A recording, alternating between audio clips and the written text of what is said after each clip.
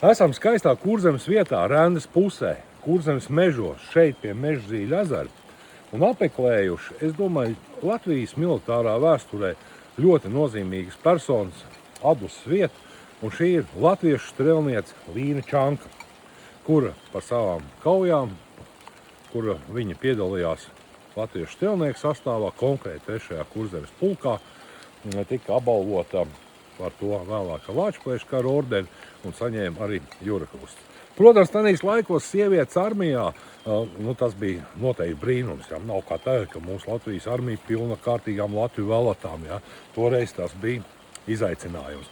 Bet neskatoties uz to zināja viņas cīņu biedri, bataljona komandieris. Viņi bija kārtīgi karējusi un pildīja savu pienākumu. Es domāju, šī ir ļoti unikāla personība Latvijas militārā vēsturē. Ja jums ir iespēja, palasiet, painteresēties. Ja kādreiz ceļš ved garām, atbrauciet.